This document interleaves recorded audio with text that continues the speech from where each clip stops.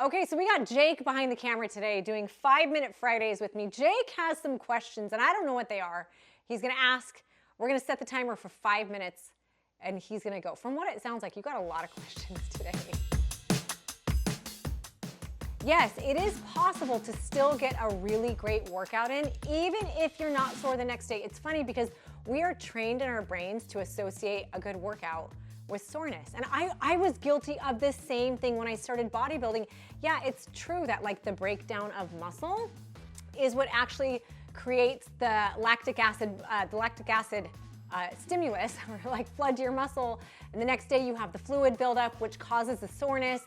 But it doesn't always mean that you have to be sore in order to get a good workout. There are so many other things besides muscle breakdown that are happening that can actually improve our body's total fitness.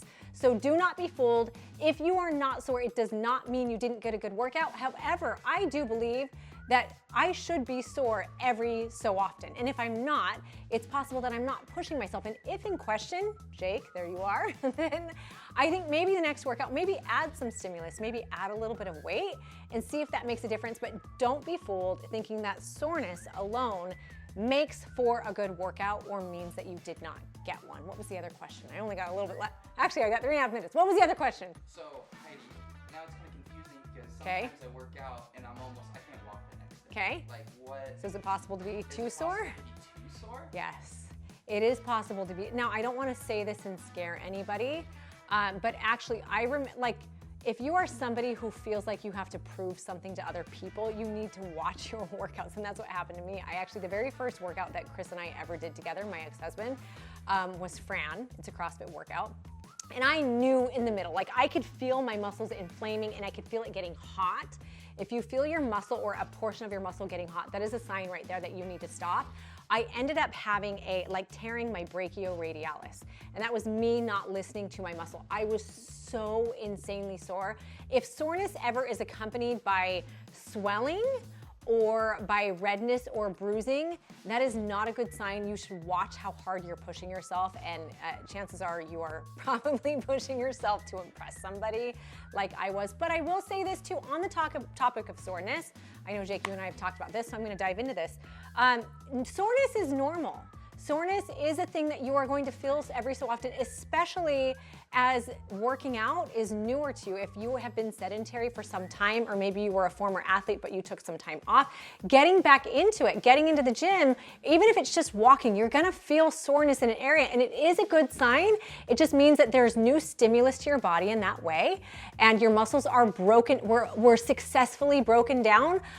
The fluid, like you had the lactic acid buildup in your body, the fluid is now rushing to the areas of damage to help build those muscles back up, and you're gonna feel it.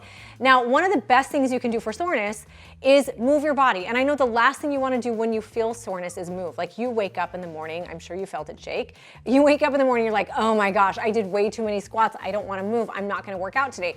You should actually work out, but you should go a lot lighter. Our lymphatic system needs to flush out the toxins and the fluid buildup in our muscle, and the best way to do it is to keep moving. So I'm not saying go do squats again, because we don't want to damage the muscle, but we want to make sure we're flushing out all of the fluids that are in there. So go for a walk, go for a swim, do something, go do light weight in the gym, and help flush out some of the toxins, whether it's biceps or whatever.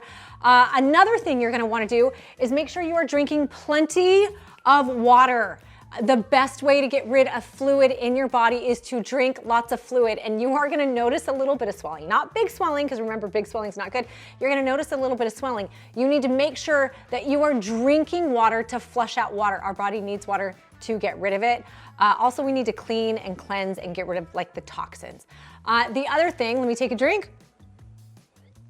The other thing we wanna do is make sure you are if you are warming up properly before a workout, or you're doing proper stretches after a workout, you are actually gonna minimize your body's soreness days following. So you're gonna lessen how sore you feel the next day. You're not gonna totally get rid of it, but you're gonna lessen it, because you're basically creating the stimulus that your muscles need to fully engage and maximize the workout. And stretching, you are also moving some of that fluid like we talked about. Soreness is a buildup of fluid in the muscles. Also stretch in your days off. Make sure you're stretching. Foam rolling is amazing. Again, moving that fluid out, that is the key. And then the fourth thing I'm gonna say is take an Epsom salt bath. Epsom salts have been proven. Epsom salts pull toxins from the body. So if you put, I think I got it all in. It scared me and I knew I was getting close to. Epsom salt. Take an Epsom salt bath. It really works. All right, that was a really good 5-Minute Friday. 5 minutes is a long time. That was great. I feel like we had a full-on conversation in 5 minutes. All right, guys, make sure you subscribe below, comment. Wait, do you subscribe below or make sure you subscribe wherever the button is. I don't know. I only make these videos. I don't go watch my own videos. And then comment below, tell me what kind of questions you want answered in 5-Minute Fridays coming up.